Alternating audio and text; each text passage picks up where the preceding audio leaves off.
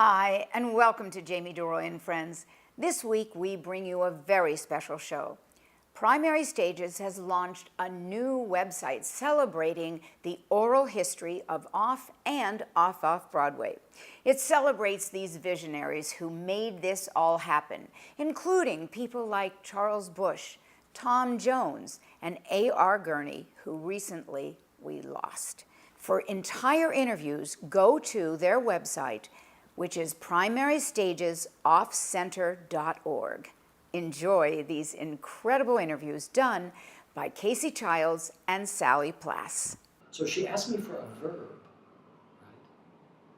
So without thinking, I said this incredible sentence. I said, well, it's going to expand the horizons of playwrights. And she said, that's it. We'll call it Playwrights Horizons, which was the worst thing I ever heard of, but I thought, I don't give a fuck, and I threw the door open, and that was it.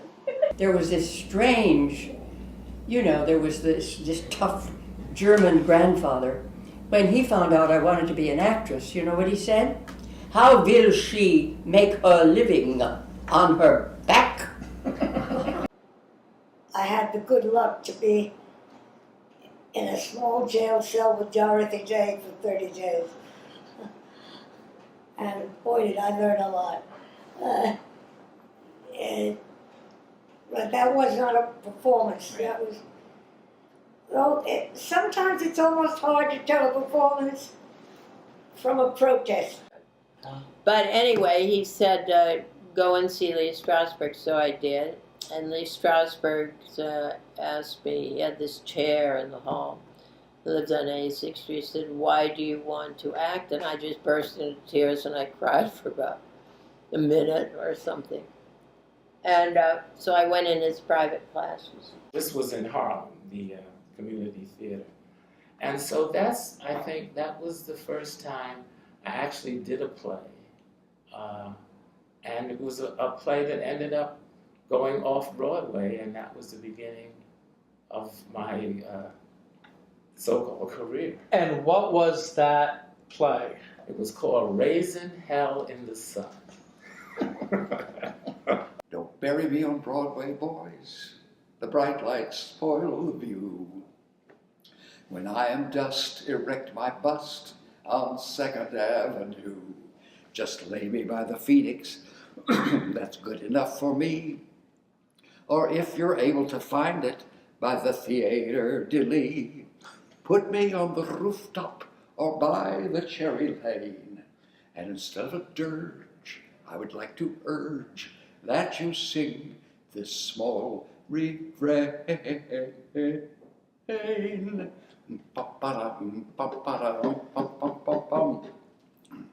Everybody calls me Mr. Off-Broadway, although they know that's really not my name. Still, everybody calls me Mr. Off-Broadway, for it was many blocks off Broadway where I got my fame. I've played in every kind of house, in every kind of hall. I once played Cinderella in an empty shower stall. The stage was kind of slippery, but I mean, we had a ball off Broadway melody. Then suddenly I was already in New York, living in New York and getting everybody asking me to become an American citizen, and I wouldn't think of it because I didn't want to lose my Cuban citizenship. Mm-hmm. And Fidel suddenly made a speech saying that he was and always had been a Marxist-Leninist. And when he said that, I became an American citizen the following day. He said, so be a producer. I said, what's that? He said, it's the person who does everything. I said, well, how can I be a producer? He said, where are you going? You're going to neighborhood, you're going to School of Dramatic Arts? He says, this is how you become a producer.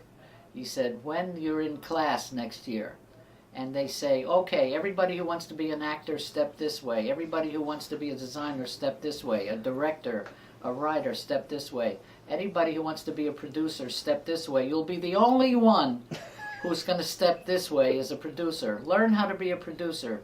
It's up your alley. And that's how I got to be a general manager and a producer. Thank you, Win. Thank you. We all met in some theater because he was giving some speech at 11 o'clock or something. And he said, "Where is the mind in the American theater? I hear a lot of noise, but where is the mind in the American theater?" I took that very personally. And of course it fed right in to what I was thinking, what is most needed?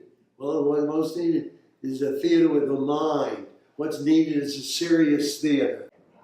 And I remember, because there were no Asian theaters around, I would spend a lot of time at the black theaters, trying to find some work there.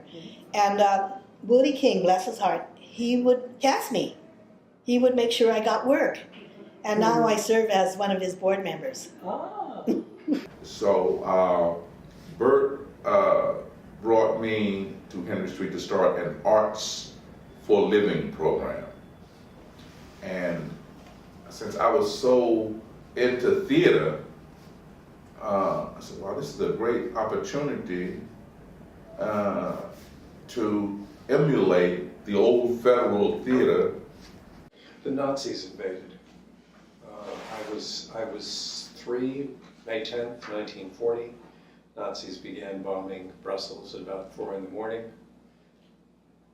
I was scared by the noise. I'd asked my mother what was going on. She was packing. She said, "It's the trucks being repaired in the garage next door."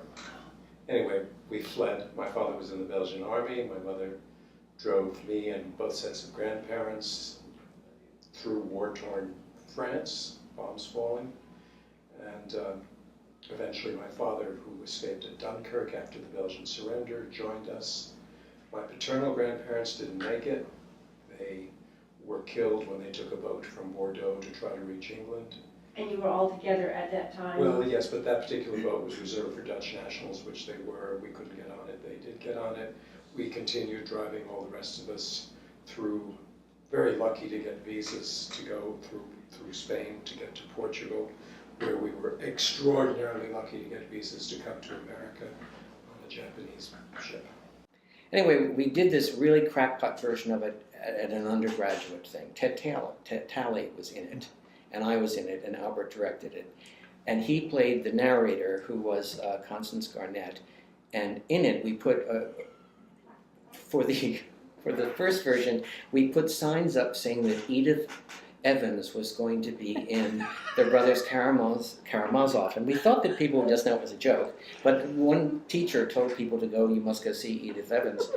And there were 3 performances or something, and Albert would get out and explain that Edith Evans had broken her hip, and so he was going to have to go on. Give my regards to old off-Broadway.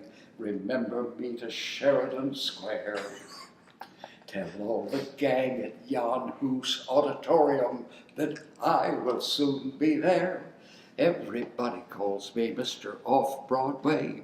Yes, everybody shouts it when we meet. Although nobody knows me on the Great White Way, still I'm very, still I'm very well respected south of 14th Street. My favorite movie memory was in Grand Prairie. A sweet and innocent child raised in a Christian home. I went into the Grand Theater one day and saw Maria Montez as good and evil twins in Cobra Woman. And I ran out in between shows and bought tamales from a cart in the street and went back in. I saw every showing of Cobra Woman for the 3 or 4 days it played. It was like that, these movies would hit out of nowhere. And many years later, in New York, I met screaming queens like me, and we could quote lines from Cobra Woman at each other, or Betty Davis movies, or Betty Grable musicals, So they were the culture, they were the common culture for a lot of us off-Broadway. Well, then Mark was working very hard on a 3-penny opera. He was a great friend of Lotte Lenya and Kurt Weill. And he loved and respected Kurt Weill's work very much.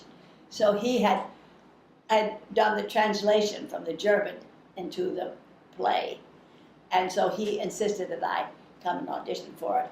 And I auditioned and got the part of Polly Peachum. Over there,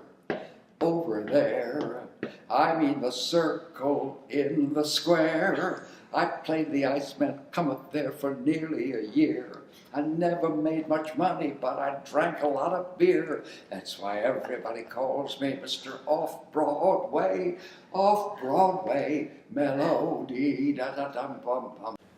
I did that for 25 years. I was the president of the Off-Broadway theaters, and I remember that a lot of my friends would joke about it, but there was an episode once in a meeting where somebody said, when do we have an election? And I said, half serious, half joking, I said, first of all, you're out of order because you weren't recognized. And secondly, if you look at the Constitution carefully, there's no provision for elections. My mother was a poet.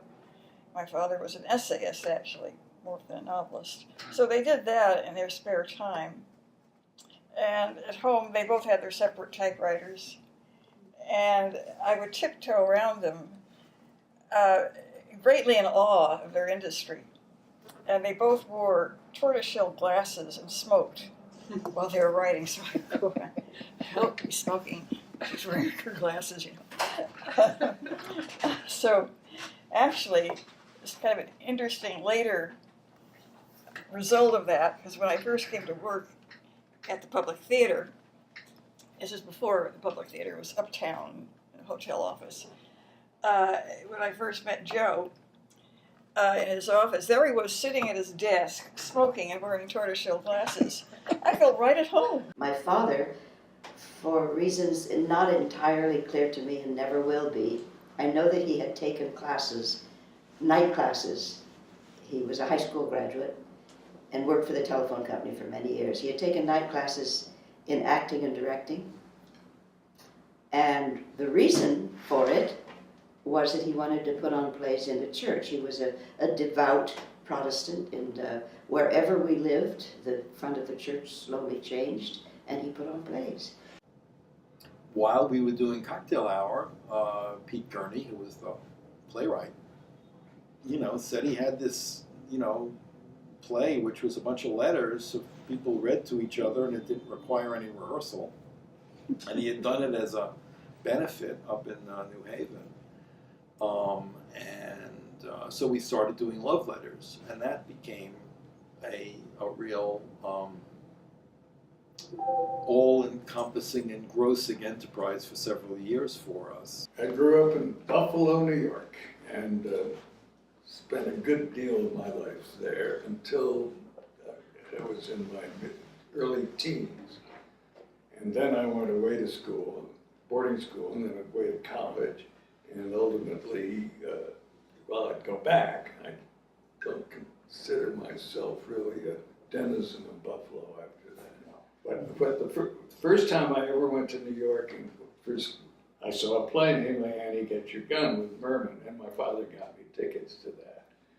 And I saw it with a friend. I came down from, on the way, I stopped in New York on the way home from school, boarding school, to see that.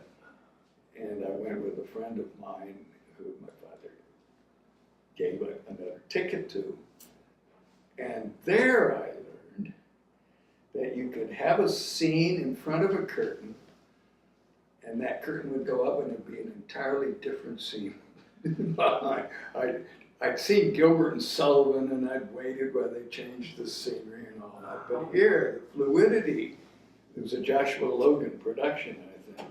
And the fluidity, maybe, I think it was Joshua Logan directing, but I'm not sure. Anyway, that again, so totally enthralled me how you could tell a story and move it along just as much as you could in the movies. Just you could change the scenery and have something in front of the scenery.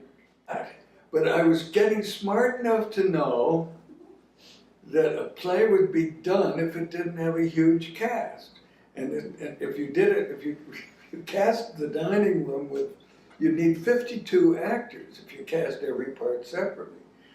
So as I was going along, and originally with David Trainer, I think I had a cast of 8. And David said, this seems to be working. We had a reading of it, and it seemed that the audience seems to be buying the fact that Franny Sternhagen can go out and come back in as the maid. So he said, David Trainer said, let's cut it from 8 to 6. Can you do that? And I said, well, let me try it. And we did. Oh, La Mama. I said to my parents, I said, if I don't get the money for NYU, I'm knocking on the door of La Mama and I'm going to say, give me a job. So I'm set, I'm going. And I never did work at La Mama back then. I didn't need to, but it was a very exciting time. I auditioned in 1952 for a show called Can Can, written by Cole Porter. I came back 3 times, but they didn't take me anyway. And Cole Porter, he said, I'd like to see Mr. Finkel. And he took me privately. In those days, they had to carry him even then, you know. And he said to me, Mr. Finkel, you're a wonderful artist. He said, I see you at 2nd Avenue. I used to go down there all the time. As you notice, my music is in that minor key that I've adapted some of it from the Yiddish theater. You're a wonderful artist, but unfortunately, we have no part for you in the show. The first play I did in New York, the very first play, was Clarice Nelson's The Rue Garden, which I did at the Cafe Chino, and it got a review from Michael Smith of the Village Voice. And to my knowledge, I had never seen a review before in the papers, and I again later learned that yes, there had been a couple, but they've been very negative. They've been basically, theater can't be done in coffee houses. They shouldn't be trying this. It's eclectic because I have played with a symphony orchestra and I played with a concert orchestra. So those are influences. I grew up in the church with gospel. My father played by ear blues piano by ear. I sat on the piano stool and watched him play. Hey, baby, where did you stay last night? Do, do, do, do. You know. Well, I was born in England. Probably you can tell by the accent. But and I started as an actor in 1960, and it was when theatre was kind of changing at that time, from being Terence Rattigan and J.B. Priestley and all these kind of plays, into Anna Wesker, into John Osborne, into Pinter, and I did a lot of those plays early on in England, and I started as an actor and as a director. That was what I was known for. You know, I've been blessed. I feel blessed. I mean, I work with extraordinary artists, and you know, talking at Seagull Merrill, having her complaints about the show, and just sitting there, you know, and never saying a word to anyone, of course, and you know, Mike calling me in the middle of the night, worried. I mean, I had very close and relationships. I mean, they trusted me, I trusted them, so it was blessed. I really feel blessed, Joe. You know, Merrill said at Joe Papp's funeral, and I quoted it when I was honored at Classic Stage. You know, she said he's the only boss she ever loved. And that's why everybody calls me Mr. Off-Broadway, off-Broadway, way off Broadway, way off Broadway, melody, da-da-da-da-dum-da-da-da-da-da-da-da-dum. Boom. My father was a lot of fun, and not the most responsible person. He was kind of an eternal teenager, in fact, but he had showed his aspirations. His great dream was to be an opera singer, and he had a nice, powerful baritone voice. But for whatever the reasons, it was not going to happen. You know, but he always did summer stock and kind of the community theater version of opera. He would sing baritone roles with the Westchester Opera Guild. And that was sort of the first theater that I was exposed to, in a certain sense, was the opera. And the music isn't what got me. It was the extraordinary artifice, the enchantment of this artificial world, and particularly in these kind of amateurish opera companies where everything was painted on the backdrop, including the chorus. And I really do believe that my aesthetic was formed at this earliest age from this kind of cheap theatrics that I saw that was so magical. And I do remember one time I headed over to the Winter Garden to try out a couple new numbers, and the stage doorman was, I guess, on break or something, and nobody was there, so I just scooted in, and I wandered into the wing, and there were people on my stage, and I was this older woman with blonde hair, she was leotard tights, and surrounded by a group of men. And I realized I was very sophisticated. I realized it was Ginger Rogers, and she was rehearsing for the London Company of Maine. So I sort of hid in the wing, and I just was watching the star at work. And suddenly her head turned, and she saw me, and our eyes met. And she said, "Get out of here!" And I knew, that's a star. That's a star.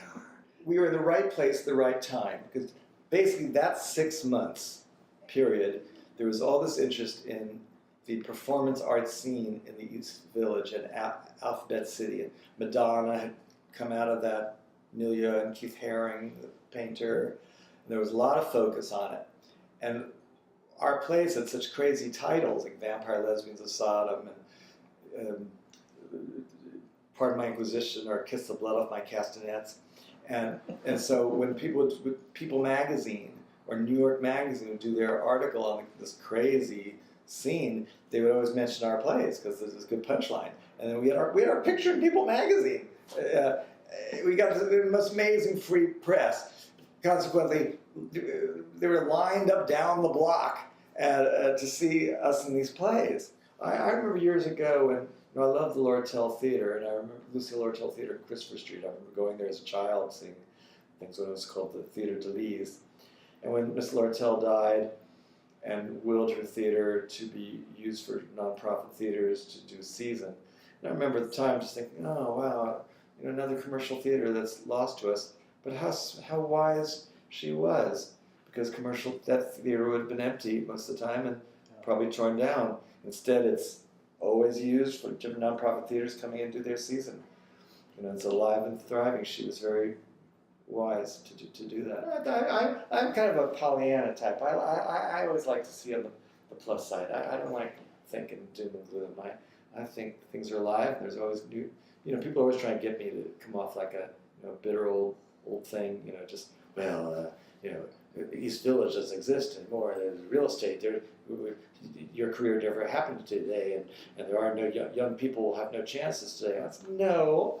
I said, there's always going to be a young person who's got a dream and a lot of ambition, and some talented friends. It'll always be. Who will figure it out. And they'll figure it out. They'll do it in Brooklyn. They'll do it in Astoria. They'll find some way. If you're talented, you will find, and you are just, got that, and you're a bit of a monster. You will find it. There'll be blood on the ground, as you betray people, But that's the theater, and a career. I found out that show was going to be revived for the spring reunions for graduation time of that year, and so I asked to audition for it. I don't know why, but I did. And the director, who was a man named Warner Bentley, said, "Where were you the first time around, son?" And it was, I was so happy. And I got to be in the chorus, a wonderful town. Being on stage with Zero Mostel was exciting and unpredictable, and such a learning experience. we did one bit of his. he didn't rehearse much, zero. And there was one moment, or he didn't like it, particularly a part that he'd done for 4 years on Broadway, and now was doing again, and probably making a ton of money to do it. And he said, look, there was one scene where Muddle comes in upon Tevye praying, preparing for a Sabbath prayer. And Zero said, just follow me around. Just follow me around. So I followed him around, and my line was Reb Tevye, Reb Tevye, Reb Tevye, Reb Tevye, and he was continuing to pray. And he would become aware of what he heard, but I would just follow him. Now, the audience and we never rehearsed it all the way through until we were in front of an audience. We're talking about 2,000-3,000 people, you know, and I followed him, and finally he, out of nowhere, whirled on me and yelled, "What is it?" And I recoiled. I mean, really, I was very flexible and literally bent almost, and it got a huge laugh. And as I inhaled to say my line, under his breath, he said, "Don't move. Don't move." And that's how I learned to hold for a laugh, you know? And that's how I learned that it's really important that when the audience is laughing, don't talk. Don't talk.